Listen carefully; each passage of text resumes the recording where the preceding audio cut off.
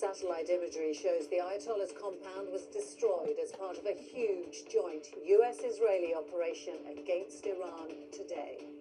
Announcing his death, Donald Trump called him one of the most evil people in history.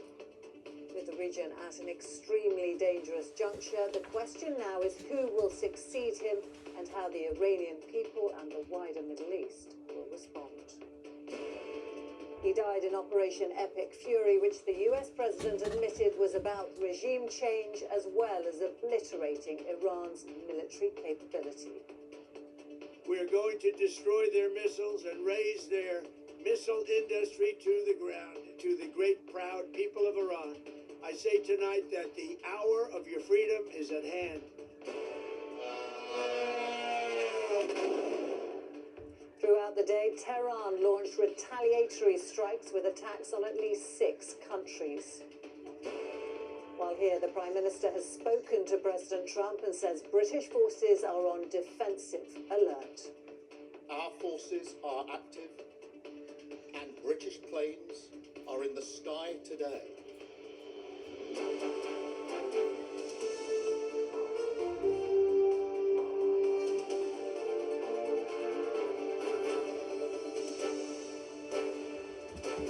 This is ITV News with Romilly Weeks. Good evening. In the last hour, President Trump has announced that Iran's supreme leader, Ayatollah Ali Khamenei, has been killed. Early this morning, Israel and America launched attacks on targets across Iran, including on the supreme leader's compound. And in a post on social media, Donald Trump called his death justice for the people of Iran and all great Americans, and said it represented the single greatest chance for the Iranian people to take back their country. Even without their head of state, Tehran has retaliated with strikes on at least 6 countries, including Kuwait, Bahrain and the UAE, where a luxury Dubai hotel was hit. Air raid sirens have also been sounding in Israel this evening, which remains under a state of emergency. From Washington, our correspondent Robert Moore reports. The joint US-Israeli attack was launched from air bases and from the naval armada sailing in the Arabian Sea. Fighter jets and missiles formed the first wave. Some of the aircraft were filmed swooping low over the skies above Tehran.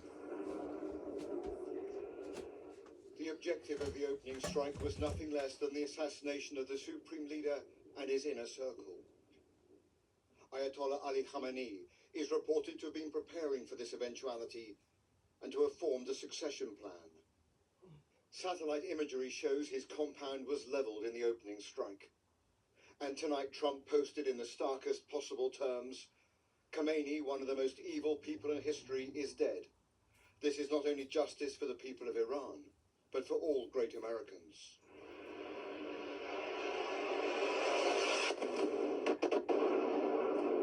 The Middle East is now engulfed in a war of terrifying unpredictability.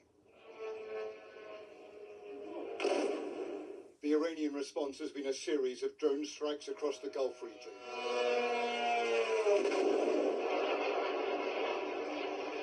Oh my God. Hitting Bahrain and Kuwait. And iconic buildings in Dubai.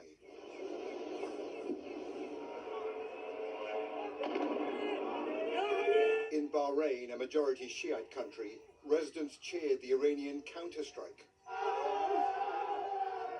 speaking to the complexity of what has been unleashed. On the ground throughout Iran, the chaos caused by the bombing has been captured by residents filming on their phones.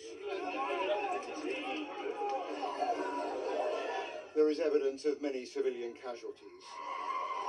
These are pictures of a school close to a barracks that was hit in southern Iran. Dozens of children reportedly killed, with local people left to look through the wreckage and the debris for survivors. The Iranian authorities say across the country hundreds have been killed and wounded. The Israeli military has released cockpit video showing the targeting of military facilities and of Iranian troops as they tried to flee their positions. Last night, just before giving the green light for the attack, President Trump was seen at his Mar-a-Lago resort, cryptically telling supporters he had to leave for more important business.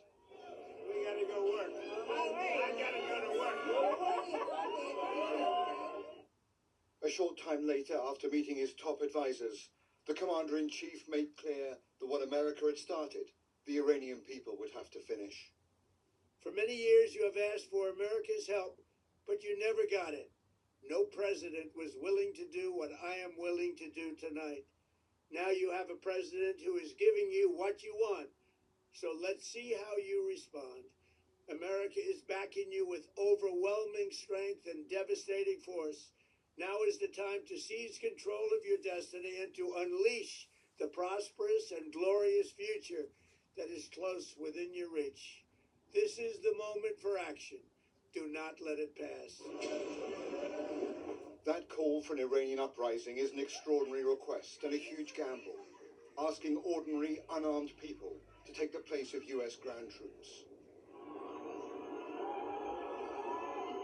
There is video evidence tonight from across Tehran of cheering as news broke of the Supreme Leader's death. But it remains entirely unclear whether anti-regime forces are capable of seizing power in the face of an entrenched and brutal security structure.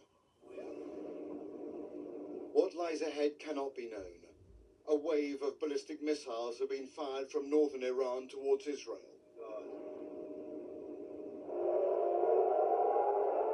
That in turn triggered Israel's vaunted anti-missile defensive shield. And there were further interceptors fired from northern Iraq. This is the greatest risk taken by an American president in a generation. One missile has penetrated Israel's defenses tonight, a sign of how high the stakes are. It may be days or weeks before it's clear whether Operation Epic Fury can destroy Iran's theocratic regime and transform the region. Well, the level of geostrategic risk is off the charts, and all of this without congressional authorization for this war, without a national conversation about its objectives, without any real mission clarity. Donald Trump, in that social media post, went on to say that the bombing would continue all week, or as he put it, for as long as necessary. But ominously, he didn't address the massive question, the overarching question of what is next. Dangerous times, Robert, thank you. The strikes on Iran follow weeks of US forces being built up in the region. Israel says it joined the US in striking more than 500 targets. They were concentrated on missile systems and high-ranking members of the regime. In retaliation, Iran has targeted American bases in Kuwait, Qatar, Bahrain and the UAE, including the region's commercial capital, Dubai. Here, Sir Keir Starmer says the UK was not involved in the attacks on Iran, but British citizens are likely to be caught up in the fallout. And our political reporter Jasmine Cameron-Chaleshi is in Downing Street for us tonight. Jasmine, we understand that Sir Keir has now spoken to the American president. That's right. So the Prime Minister today has spoken to a handful of international allies, most notably the US. Sir Keir Starmer told President Donald Trump that the UK had taken part in coordinated regional defensive operations to protect British nationals and partners. And this language really echoes what we heard from Sir Keir Starmer earlier today, where he confirmed that the UK played no role in this weekend's strikes, but said that the government had stepped up protections for British bases and personnel in the region. Our forces are active, and British planes are in the sky today as part of coordinated regional defensive operations to protect our people, our interests, and our allies. Now, the Foreign Office has warned against Now, the Foreign Office has warned against all travel to Israel and Palestine and urged British nationals in countries like Bahrain to immediately find shelter. Now, the government's calling for de-escalation, but certainly officials here in Downing Street will be closely monitoring the situation in the hours ahead. Jasmine in Westminster, thank you. The Ayatollah Khamenei's grip on power already seemed like it could be weakening in the months leading up to today's attacks. The severe crackdown on recent protests in Iran appeared to lose him support amongst the general population, and age and illness were taking their toll. Rachel Younger looks back on his life. This was the beginning of the end for a leader who had clung to power for almost 4 decades. As 2025 drew to a close, the people of Iran began to fill its streets with just one aim: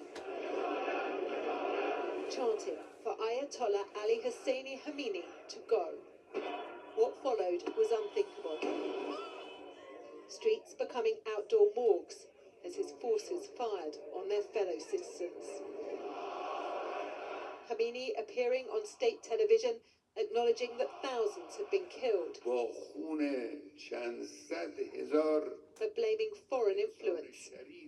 His was the most unlikely story. He was born to an impoverished family of clerics, far away from the Iranian capital, Tehran, becoming radicalized in the dying years of the Shah, the 1970s, defined by decadence and an alliance with the West. That all changed in 1979. The Shah overthrown, as exiled religious leader Ayatollah Khamenei returned, with Ali Khamenei, by this time a trusted lieutenant, at his side. No sooner was Iran's Islamic Republic established than it found itself in a war for survival against neighbouring Iraq, leaving over 1 million dead. Then the founder of the Iranian Revolution died. But into this void, Ali Khamenei was named to succeed Khamenei as Iran's supreme leader. He took power in 1989, making him the longest-serving leader in the Middle East. He embedded Iranian influence by establishing powerful proxies, such as the late Hamas leader, Ismail Haniyeh, and through Hezbollah's late leader, Hassan Nasrallah. After the October the 7th atrocity in Israel, Benjamin Netanyahu took revenge for Ali Khamenei's support of Hamas and Hezbollah in Gaza and Lebanon. Iran's economy also in meltdown after the international sanctions lifted by a 2015 nuclear deal began to be reinstated. Its people struggling to feed their families, and under his leadership, killed when they dared to protest. Ali Khamenei's vision of greatness for his country ultimately leaving Iran shattered and weaker than he could ever have imagined. Rachel Younger, ITV News. Well, let's turn now to our international editor, Emma Murphy in Istanbul. Emma, the Ayatollah was not just the supreme leader of Iran, he was also the figurehead for all Shia Muslims. Have you got a sense of what the fallout could be?